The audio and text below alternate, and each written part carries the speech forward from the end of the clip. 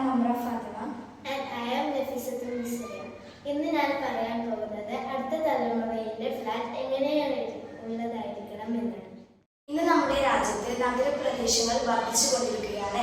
അതിനാൽ ഗാർഹിക മാലിന്യങ്ങളും വർദ്ധിക്കുകയാണ്. അതിന് എന്താണ് ഒരു പരിഹാരം? ഈ പ്രശ്നം പരിഹരിക്കാൻ അടുത്ത തലമുറയിലുള്ള ഫ്ലാറ്റ് എങ്ങനെയായിരിക്കണം എന്നാണ് നമ്മുടെ ആശയം. നമുക്ക് ആശയത്തിലേക്ക് വരാം. ഫ്ലാറ്റിന്റെ ഓരോ നിലകളിലും ആർട്ടിഫിഷ്യൽ ഇന്റലിജൻസ് ഉപയോഗപ്പെടുത്തിയുള്ള സ്മാർട്ട് ബിന്നുകൾ ഉപയോഗിക്കാം. സ്മാർട്ട് ബിന്നുകളിലാണ് മാലിന്യങ്ങൾ നിക്ഷേപിക്കേണ്ടത്. ജൈവ അജൈവ മാലിന്യങ്ങളായി വേർതിരിക്കുവാനും മാലിന്യങ്ങളുടെ ഉറവിടം കണ്ടെത്തുവാനും സഹായിക്കുന്നു. സ്മാർട്ട് ബിന്നിൽ നിക്ഷേപിച്ച മാലിന്യങ്ങളെ സെൻസർ ഉപയോഗപ്പെടുത്തി പ്രവർത്തിക്കുന്ന പുള്ളിയിലൂടെ താഴെ എത്തിക്കുന്നു.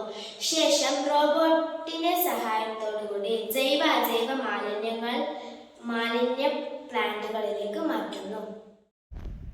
അജൈവ മാലിന്യ പ്ലാന്റിൽ പ്ലാസ്റ്റിക് ആണല്ലോ, അത് കൺവെയർ ബെൽറ്റ് വഴി പ്ലാസ്റ്റിക് സംസ്കരണശാലയിൽ എത്തിക്കുന്നു.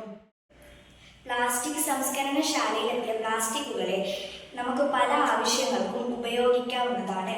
റോഡ് നിർമ്മാണത്തിനും ഊർജ്ജക്ഷാമം പരിഹരിക്കുവാനും റീസൈക്കിൾ ചെയ്യാൻ പറ്റുന്ന പ്ലാസ്റ്റിക്കുകളെ വലിയ ഫാക്ടറികളിലേക്കും എത്തിക്കാവുന്നതാണ്. ജൈവ മാലിന്യങ്ങളെ ബയോഗ്യാസ് പ്ലാന്റിലേക്ക് മാറ്റുന്നു.